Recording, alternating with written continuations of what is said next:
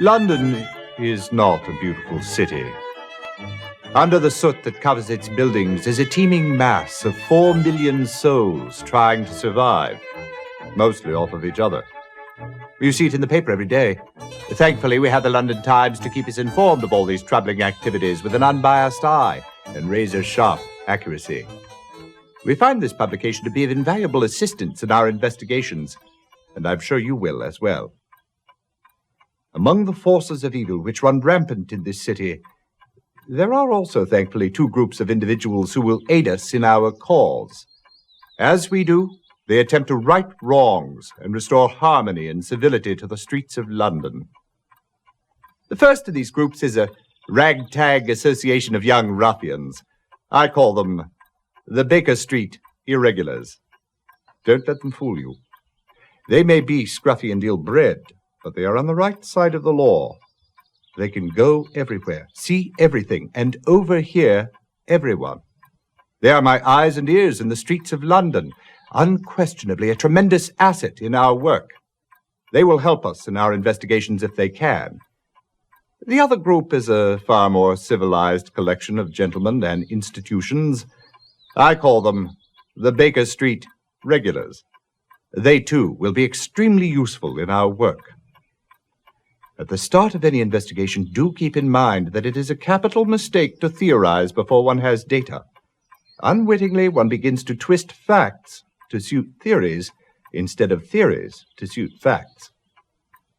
The people and places to whom I will now introduce you will help us to collect the facts. May we use them wisely. Come, the game's afoot. Mr. Henry Ellis is the foreign news editor for the London Times. He is a great reservoir of information of what's happening on the continent. He also has an interest in crime news. Ellis is always happy to help when he can, but you must be careful of what you tell him, or you might find what you've confided to him in the next day's Times. Head Clerk Disraeli O'Brien is your contact in the Office of Records. The Office of Records contains legal records, both criminal and civil, as well as state papers. I think you'll find O'Brien to be a walking, or should I say sitting encyclopedia of the office's affairs. This is a records office housing documents pertaining to births, marriages, deaths, and last wills and testaments. Now here is a person who usually gets in the last word. Langdale Pike is a human reference work on social scandal, especially on the London scene. He contributes bits of gossip to the garbage papers that cater to an inquisitive public. Quentin Hogg is a crime reporter for the Police Gazette. He is an ex-police inspector who found the environment of Scotland Yard less than stimulating. He has a strong deductive mind and is a very good resource.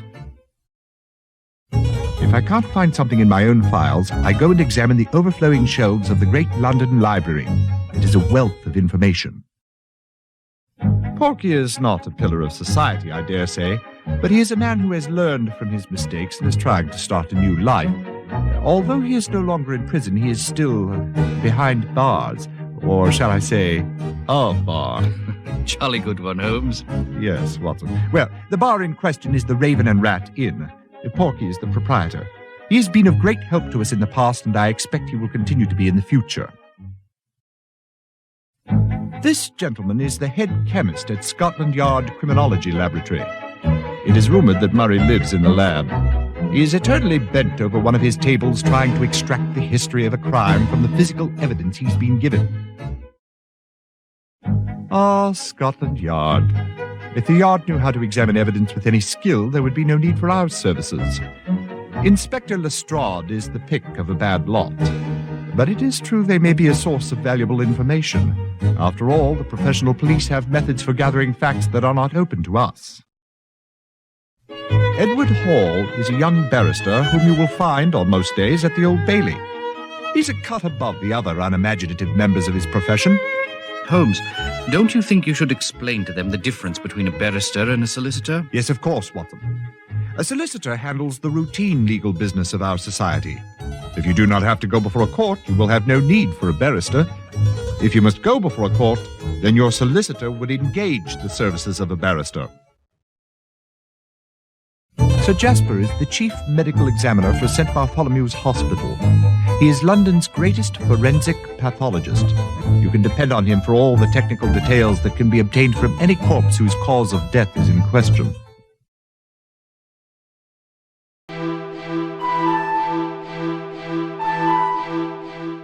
Society burglar strikes again. Series of burglaries. 6 over the period from June 2nd to June 17th. On July 2nd, the 7th occurred at the home of Sir Sanford Leeds. Cleopatra tiara stolen, it says. As in the other cases, no sign of extensive search by the thief, and only one piece of jewelry involved. Victims elsewhere at the time. Here's a complete list of the particulars, Holmes, if you'd care to read it. I believe you'll find him in the study. How do you do, gentlemen? I am Gerald Locke. Please be seated, Mr. Locke. How can we be of service? 3 days ago, Guy Clarendon was found murdered at Halliday's. It's preposterous, but Miss Frances Nolan has been charged and is being detained at the criminal court, Old Bailey. Frances Nolan. Ah, yes. Sister of Loretta Nolan. Only surviving heirs of Sir Malcolm Nolan, founder of the Aberdeen Navigation Company. I seem to recall that Sir Malcolm and Lady Nolan were killed when some lunatic threw a bomb into their carriage. It seems to me that later I heard something about it being a case of mistaken identity. Wasn't one of their little offspring in the carriage with them at the time? Yes, it was Loretta, Frances's sister. She was only 4. Miraculously, she was uninjured.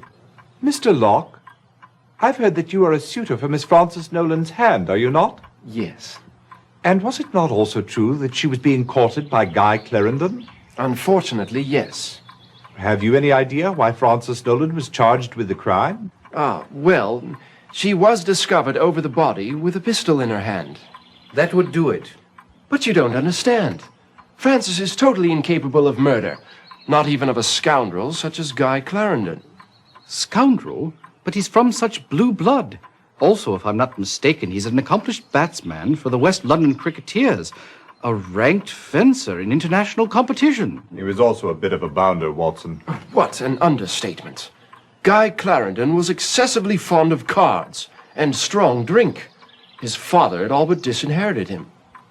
I tried to tell Frances that Clarendon was no good, but to no avail. And now look at the mess she's in. Will you help? Most certainly.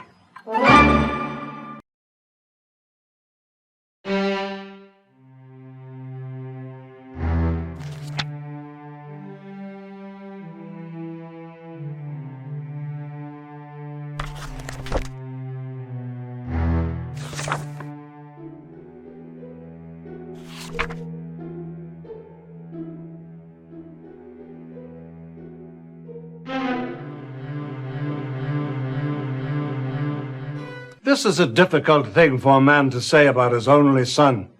But Guy was a wastrel and a ne'er-do-well. Only a short month or so ago, I gave him £5,000 and told him that was the last he'd see of my money. I'd hoped the shock would bring the boy around, make him realize he had to settle down, instead of wasting his life on gambling and gallivanting around with that wild woman. Which wild woman was that? Loretta Nolan, of course. You mentioned gambling, Sir Francis. Have you any idea with whom he gambled or who might have wanted to kill him? I wish I did. He told us nothing. He only came around when he needed money. And when I told him there'd be no more, we never saw him. Just about broke his mother's heart.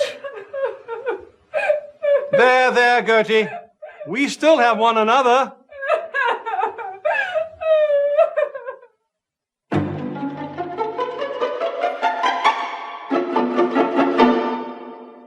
I've something you ought to know about Master Guy.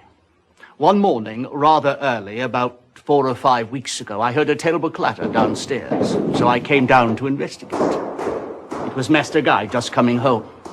He was in a terrible state, all battered and bruised, with a fresh cut on his forehead.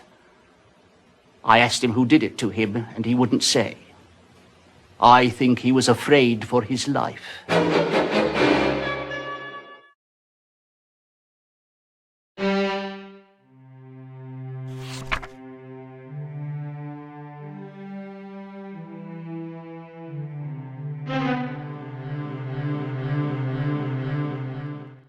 Tell us, who was at home on the evening of the 1st? Well, just Miss Frances, sir. Oh, yes, of course, and Dr. Trevelyan. What time did the doctor take his leave? Oh, let me think. It must have been 10 o'clock, because that's what time he always leaves. What did Miss Frances do after her guest left? What she does every evening, sir. Well, she asked for a cup of hot cocoa, which I brought her straight away. Then she read for a bit by the fire. Later, when I went up to bed, I passed her room, and the light went out. What time would that have been? Oh, let me see. Oh, I know it was 11:30, because the clock chimed. Then I went to sleep. Later, I was awakened in the middle of the night, right in the midst of the most peculiar dream. You see, I was barefoot and trying to buy a pair of shoes, As fascinating as all this is, could we get back to what it was that awakened you? Oh, yes, of course. Well, it was something that I heard, or thought I heard. I listened for a bit, but that was the end of it, so I went to sleep again. Later, I awoke at 7:30. I always wake up at 7:30, except, of course, on Sundays when I sleep until 8. As usual, I began to prepare Miss Frances's breakfast. I had no sooner got into the kitchen when I heard the front door open and close. Well, I ran to the front window and peeked out, and there was Miss Frances walking down the street. And why do you deem that so unusual? Well, she never leaves before she's eaten one of my currant buns.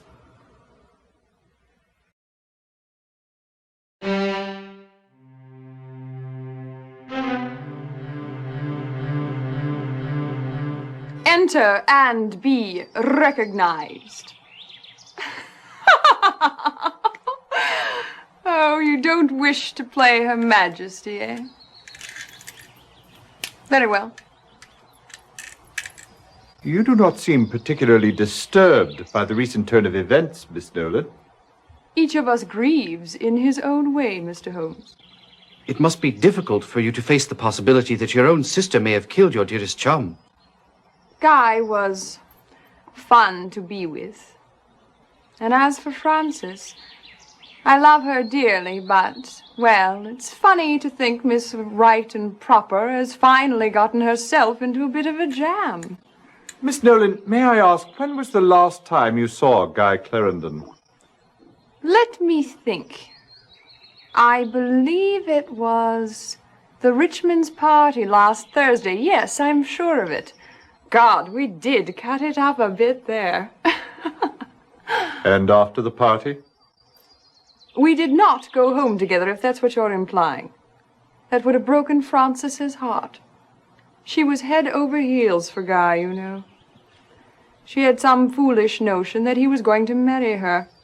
Not that someone like him ever would. But I do recall her saying, and it might have been the night of his death, that she was going to have a talk with him about their future.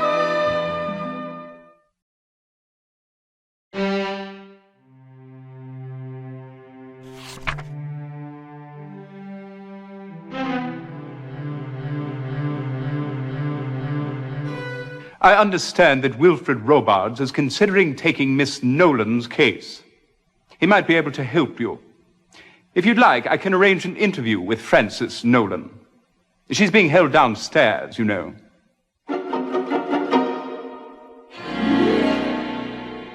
We might be able to help you, Miss Nolan, if you could just remember what happened that night in Mr. Clarendon's room. Well, that's just the trouble. I can't remember anything except seeing Guy's body across the room and the pistol in my hand. Where did you get the pistol? I've no idea, though the police assure me it's mine. I didn't know Guy was at Halliday's. I've never even been there before. And why would I shoot him anyway? We loved each other.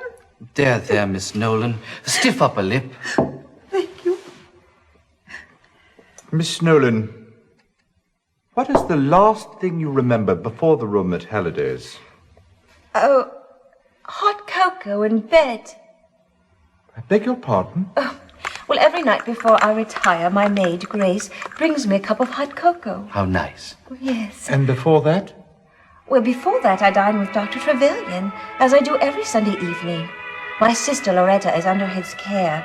The doctor and I have become good friends over the years. He left at 10 o'clock, as he always does. May I ask, where did you first meet Guy Clarendon? country estate of Cornelius Oldwine.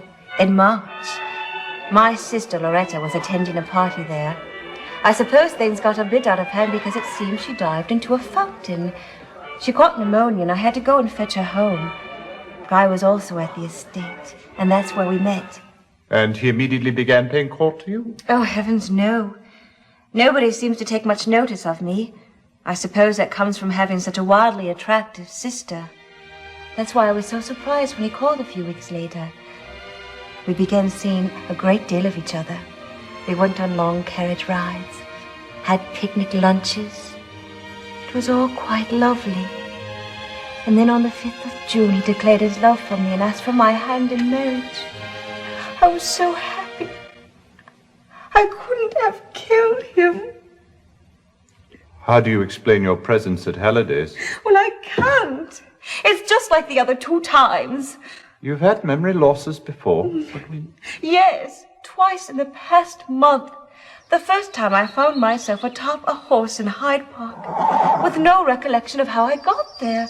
The last thing I remember was having lunch with my sister Loretta. Then there I was, atop a chestnut mare. How peculiar. The funny thing is, I'm terrified of horses. You mentioned there was a second time. Yes, a few days later, I met with my solicitor, Hiram Davenport. Then the next thing I know, I'm at the Newgate Street station. I consulted my physician, Dr. Mason, and he was quite as baffled as I was. One last question, if you will. What is your relationship with Gerald Locke? Oh, Jerry. He's a dear old friend. Though I'm afraid we had a falling out of late.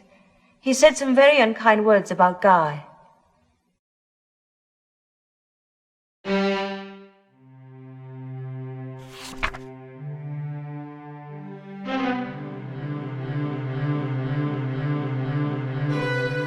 Clarendon, poor chap. He arrived on the 29th day of May and was given a front room on the 3rd floor. 2 days later, he asked to be moved to suite 205. To your knowledge, did he have any visitors? Only 2 that I'm aware of. One was a most disagreeable fellow. He was rather large, had a thick walrus moustache, and a very prominent scar down his cheek. He arrived on the 1st of June, the very day of Mr. Clarendon's move. He simply came in, sat down in the lobby, and waited. 20 minutes or so later, Mr. Clarendon came down from his room. The big man yanked him aside. I was about to send for a bobby when Mr. Clarendon signed me that all was well. After a few minutes, they left together. I never saw the man again. His other visitor, who came by quite frequently, was a most striking woman. She was quite fashionably dressed. She had a most distinctive laugh, very full and deep. I've no idea who she was. Please, tell us about the morning of July 2nd. It was about 9 o'clock when a woman entered.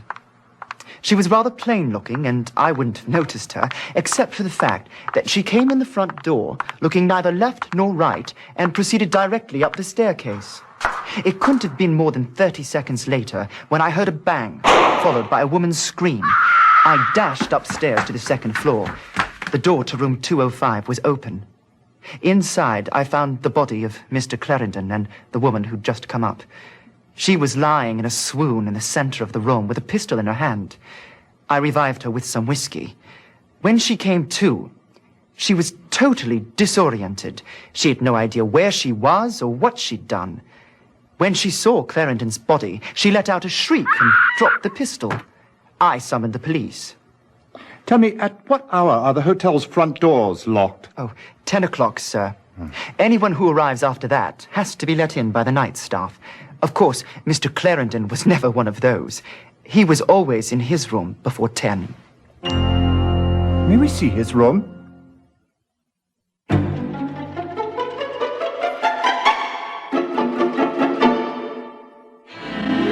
What have we here, Watson? It appears to be a bank statement. Look here, Holmes. It appears the maid missed a spot in her sweeping. Good thing she did, Watson. You're staring at evidence. Blood. What's this stain here? Smells like a fine sherry. Looks like someone's been celebrating. The question is, was it with the body or over it? Nothing much here. A couple of shirts and 3 pair of shoes. But what you failed to notice, my dear Watson, is that one of the pairs of shoes is canvas and has been dyed black. Interesting. A sweater and trousers. An ensemble in black. Not much of a view. All I can see is a brick wall of the building across the alley. Ivy vines binding up a trellis.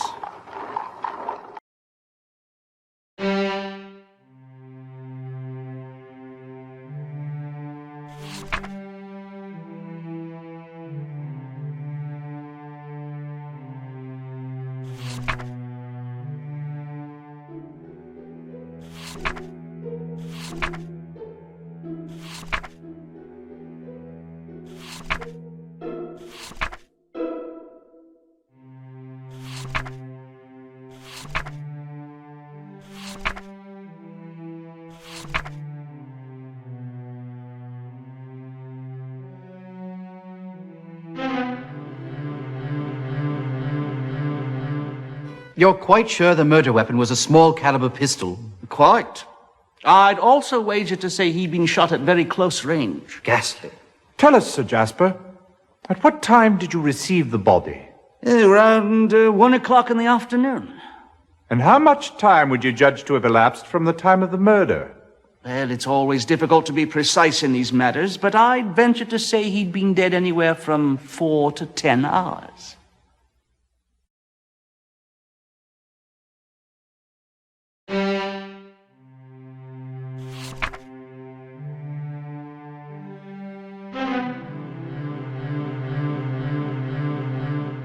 So, sorry to have kept you waiting, gentlemen. I assume you are inquiring about the Nolan girls. Yes, we are. How long have you been their solicitor, Mr. Davenport? Actually, in practice, I am serving that function only for Frances. Loretta has not sought a word of my advice since she came of age and was able legally to get her hands on her trust fund. Had Loretta the presence of mind to follow my good counsel, I'm certain she would be in a far better financial situation today. Do you recall a meeting with Miss Frances last month when she blacked out? Well, I did have a very odd meeting with both Miss Frances and Miss Loretta several weeks ago. How so? Well, I wouldn't say she blacked out as such, but she did leave rather unexpectedly. We were in the middle of our discussion when I was called out of the office. I was gone not more than 20 minutes. When I returned, Miss Frances had a very strange look in her eyes. She mumbled something and promptly left. Miss Loretta laughed that very disturbing laugh of hers and departed as well.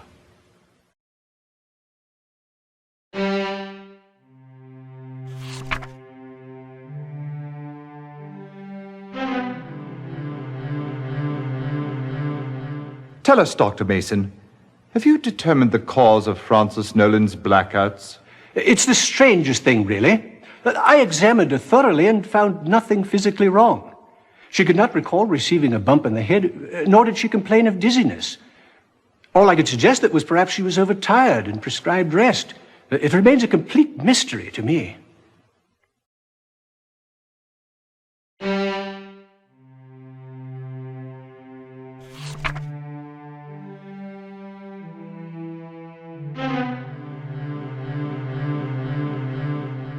Mr. Clarendon appears to be a frequent depositor. Yes, but it looks as if he's afraid the money will burn a hole in his bank book if he leaves it in too long.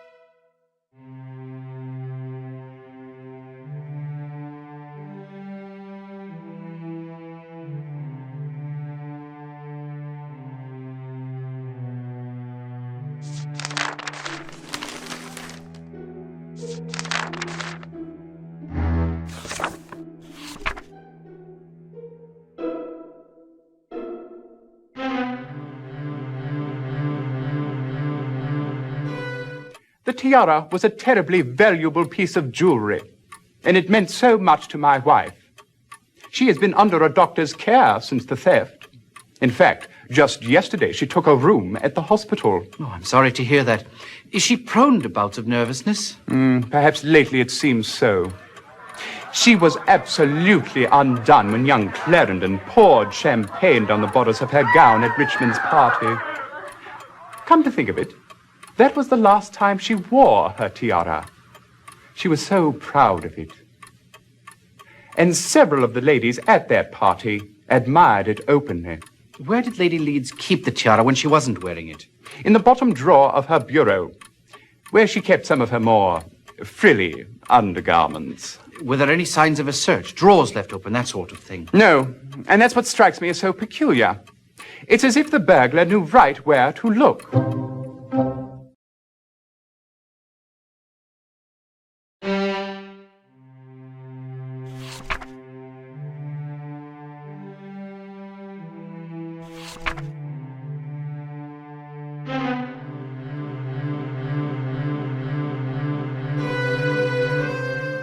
Do you remember a woman who came in recently and purchased a derringer? Oh, matter of fact, I do, sir. We don't get women in here very often, especially not alone. And I particularly remember that one because she was so pretty and, she looked like she really knew how to have a good time, if you'll pardon the expression. Do you remember her name? I should say I do. She repeated it twice whilst I was filling out the order form. Seems like it was very important to her that I get her name right. Let me see, it was, Frances, no, Les, well, it was Frances something or other, sir.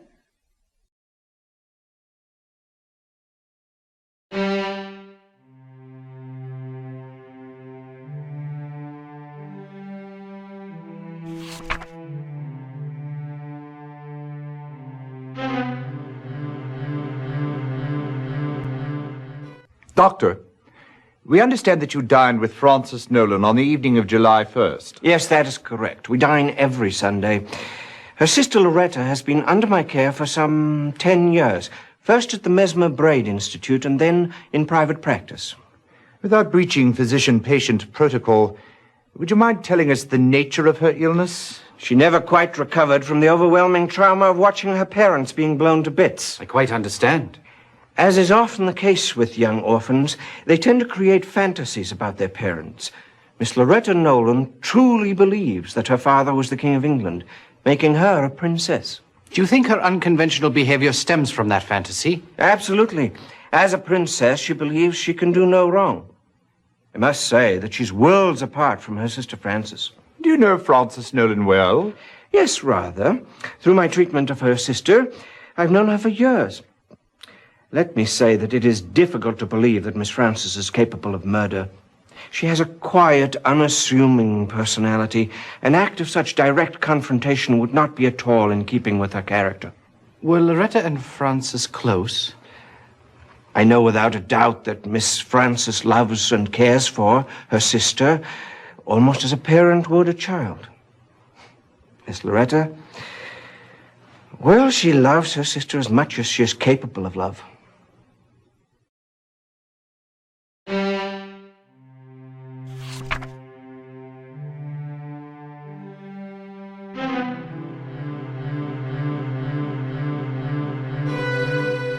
Sure, I remember Clarendon. He and his lady friend used to stop in here from time to time, usually on their way to Kilgore's gaming parlor or coming back from it. Rumor has it, Clarendon was into Kilgore for a sizable sum. Do you happen to know how much? £7,000 was the figure I heard. Got to the point Kilgore wouldn't allow him in the door.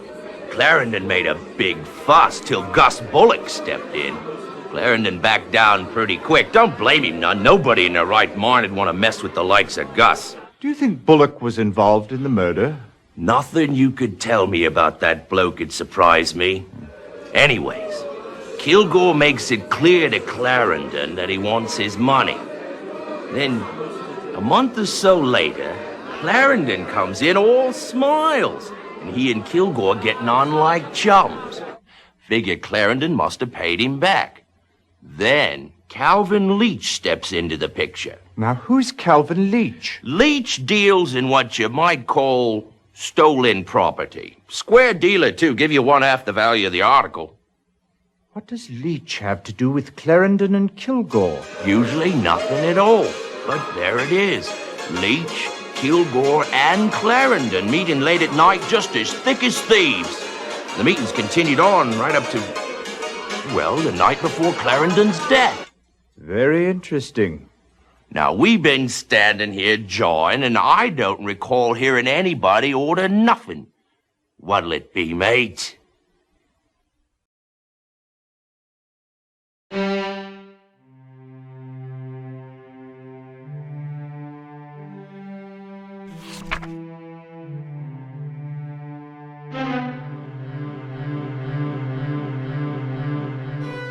Any luck?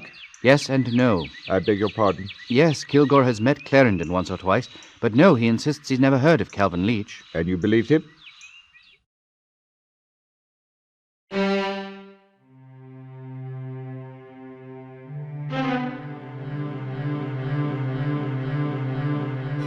What did you learn of Calvin Leach? I think Porky Shinwell said it all.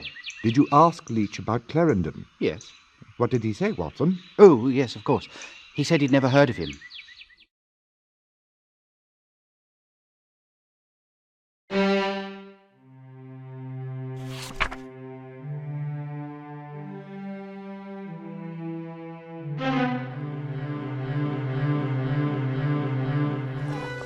Who are you and what do you want? Dr. John Watson, sir. I wondered if you might be kind enough to answer a few questions. About what? Guy Clarendon. That welching little weasel, what about him? He's been murdered. Ah! I'd say he got what he deserved. And if you don't clear out of here in 2 seconds, so will you. Oh, quite. Ta-ta.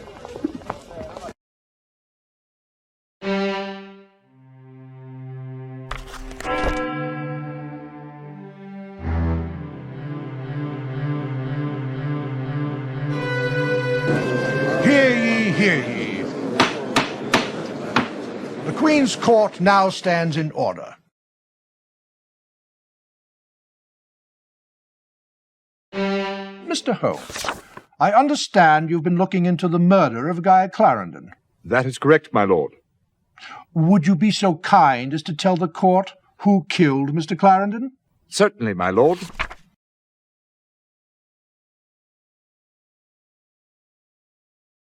I see. And what was Loretta Nolan's motive for killing Mr. Clarendon?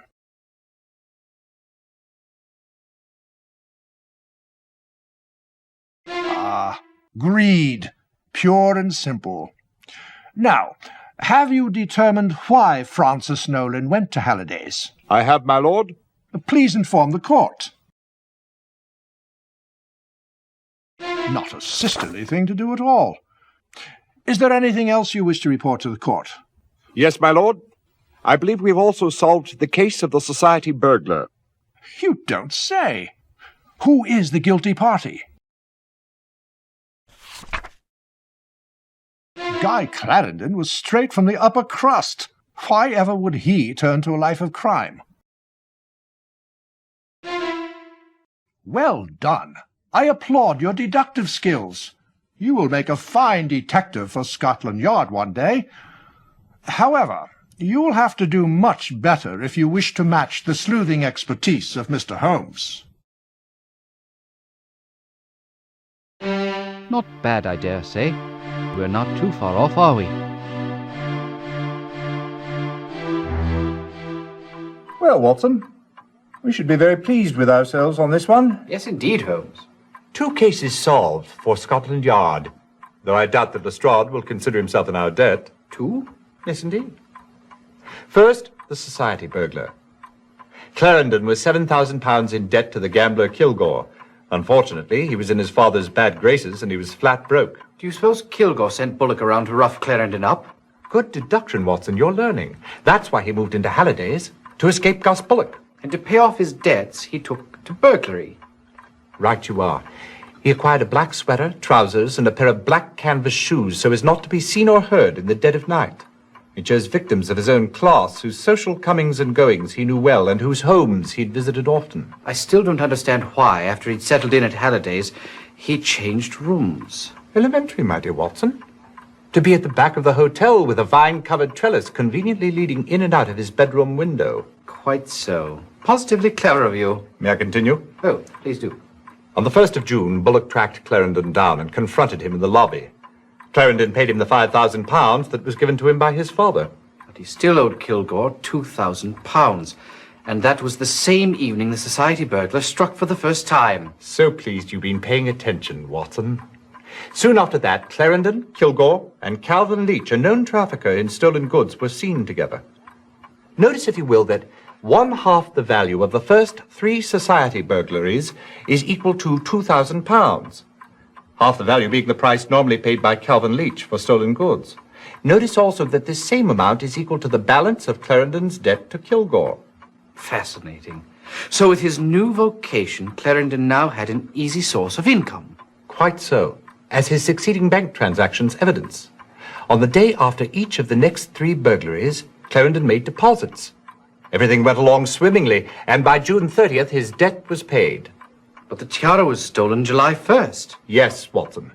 Apparently, young Clarendon thought he'd found himself a new vocation. He might have lasted longer at it if he'd chosen something else to steal. Whatever do you mean, Holmes? Loretta Nolan's delusion that she was born of royal parentage proved to be his undoing. If she took it, how did she manage? No one saw her enter or leave. She came and went the same way Clarendon did, via the trellis. She was armed with a derringer purchased at Esgoff's in her sister's name. Clarendon returned from his night's work and poured 2 glasses of wine in celebration. That's when Loretta Nolan shot him and took the tiara. How wicked of her. Not nearly as wicked as what she did next. What? She went to her sister Frances's home and hypnotized her. She then proceeded to instruct her to go to Clarendon's room with the derringer and fire it into the ceiling. Incriminate her own sister? But why? If we could determine that precisely, we could start our own institute. Sick mind, no doubt. But tell me, Holmes, how did Clarendon know the precise locations of each of his victims' jewels? Excellent question, Watson. Although there is no clear-cut evidence for this, I can only assume that Loretta Nolan must have been in on it too. The only way Clarendon could have known the locations of the jewels was if the victims themselves had told him where to look. None of them recalls having told anyone, but in fact they did tell someone. Who? Loretta Nolan. She managed to hypnotize each of the ladies whose jewels were stolen and got them to reveal the precise locations of the family treasures. And left them with no memory of having done so. Precisely. Astounding, Holmes. Elementary, my dear Watson.